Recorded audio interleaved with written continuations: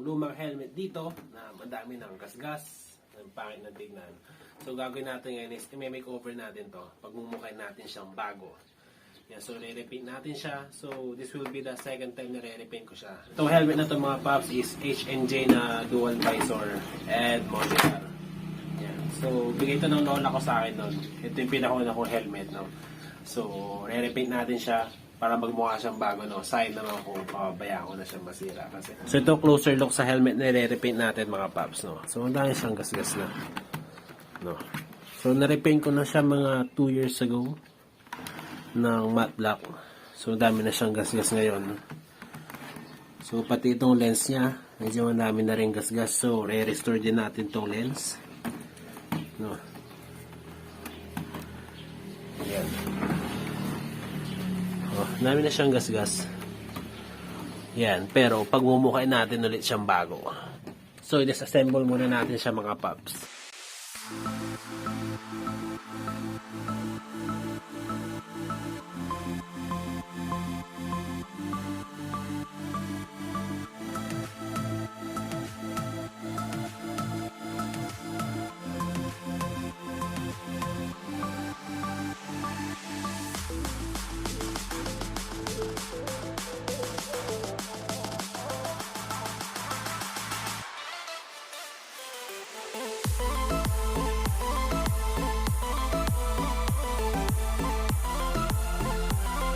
A few moments later. So, yan na siya mga paps, no? So, natanggal na natin yung mga kailangan tanggalin. Yan. Mga paddings, mga kung ano, no? Yung dalawang lens, yan. Ito na lang. Gagandahin natin to. Okay, yan. So, next natin gagawin mga paps is lihain siya ng 400 grit na sandpaper. So, wet sanding ang gagawin natin.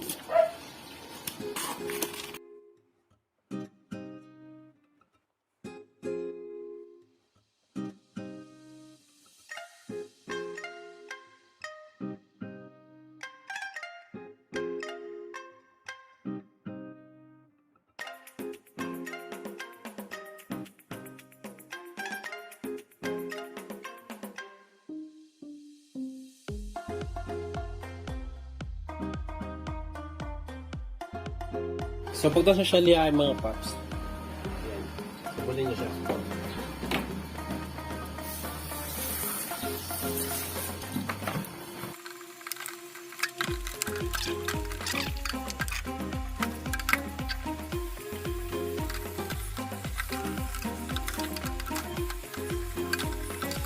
So, eto na yung helmet natin mga paps. Yan. So, okay, nalihan na siya. Okay na. So, tatakpan na lang natin itong part na to. Dito. Tatakpan natin ang masking tape, no? Para hindi mapinturahan. Ito. Itong buong itong visor. Yan. Tatakpan natin.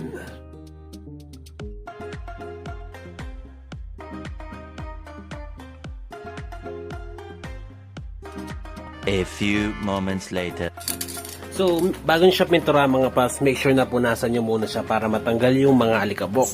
So, ito yung una natin i-spray. Yan, gloss black.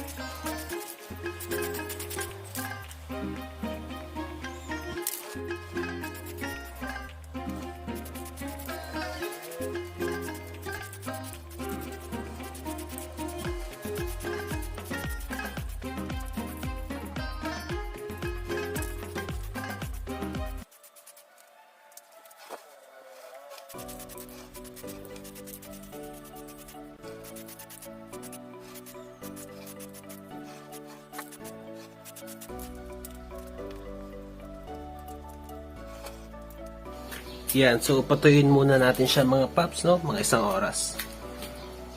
Yan, okay.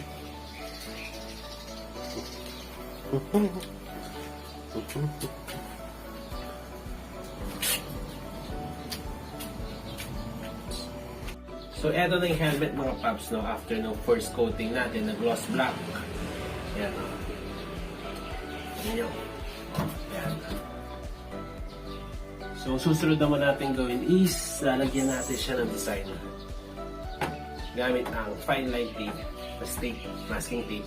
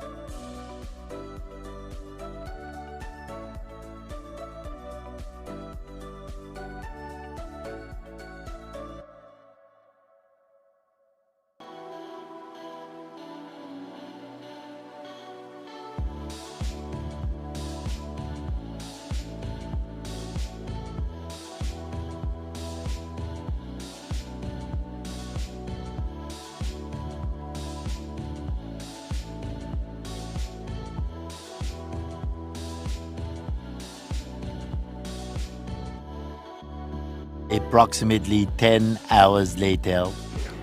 So, eto na siya mga paps. Lagyan na natin siya, no? So, yan. And natakpan na rin natin yung mga hindi natin pipinturahan na part. Hindi natin papatungan. Yan. So, I think kulay gray ang ipapatong ko na lang dito. Yan. Okay, so, simulan na natin. So, ito una natin pipintura mga paps, no? Yan, kulay gray. So, tira to dun sa mugs ko. Yun, yung mugs ko. So, gamitin ulit natin. Para dito sa helmet natin.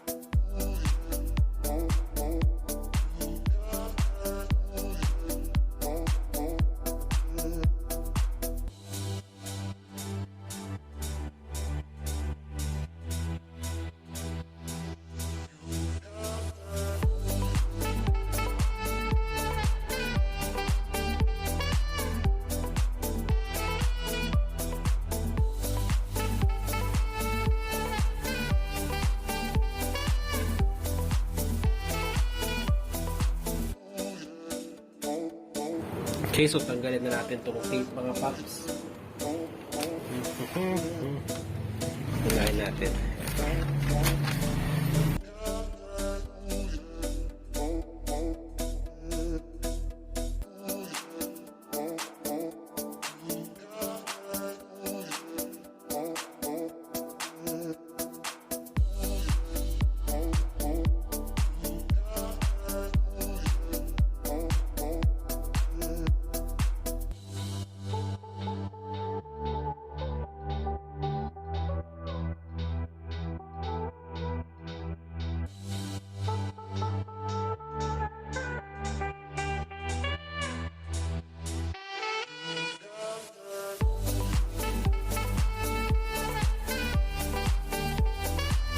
A little longer than a few minutes later.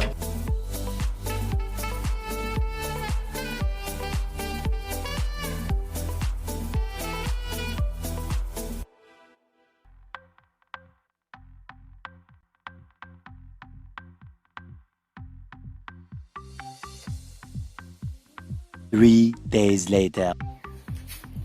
So next natin gagawin mga pots, gamit itong plastic, no? Saka itong dark gray. So ito din yung tira ko sa pag-repaint ko ng kaha. Check nyo rin pag di nyo po. So check nyo rin yung mga pots, so di nyo pa napapanood. Gawin natin mga pots. Yan. Fold natin.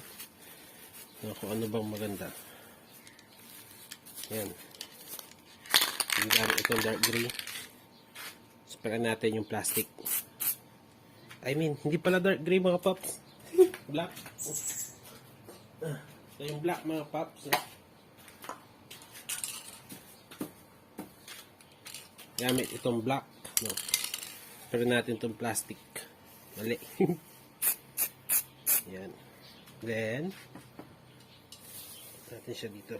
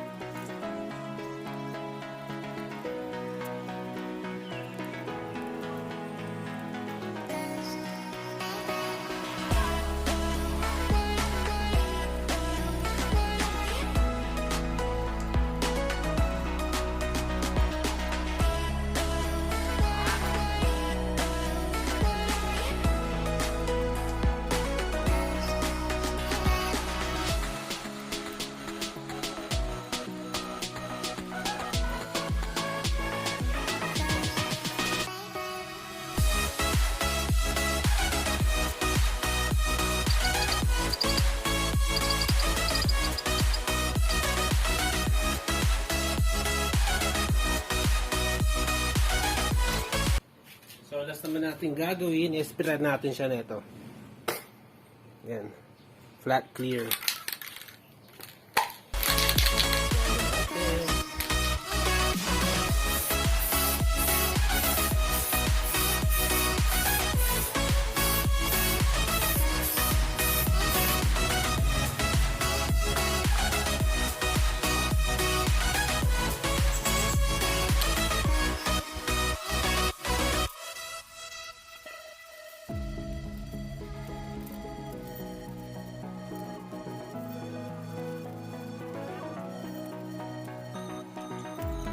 Later. So much later that the old narrator got tired of waiting and they had to hire a new one. Tomorrow for sure. So mga pops, yung helmet na nirepaint natin, isinayaan ko siyang nakabilad ng mga siguro 4 hours.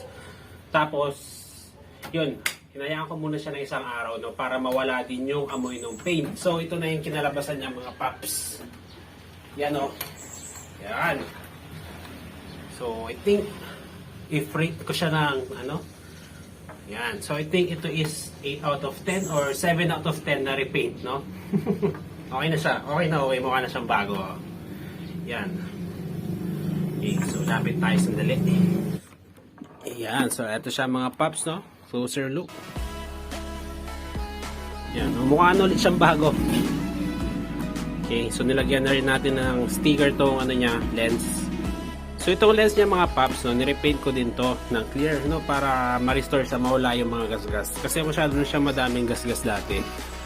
Yan. So sa ibang video ko, ano yun. Tumahan nyo na lang sa susunod na video yung pag, ano ko nito, pag-restore ko yung lens. No.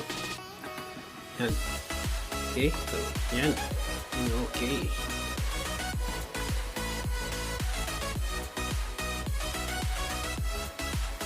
Yan, no. DIY Vlogs. So sa mga hindi pa nakakapag-subscribe dyan mga pops, no? Huwag nyo kakalimutan mag-subscribe at pindutin ang notification bell para palagi kayong updated. So yeah, lagyan ko rin siya ng konting sticker. Sana hindi na lang. Okay.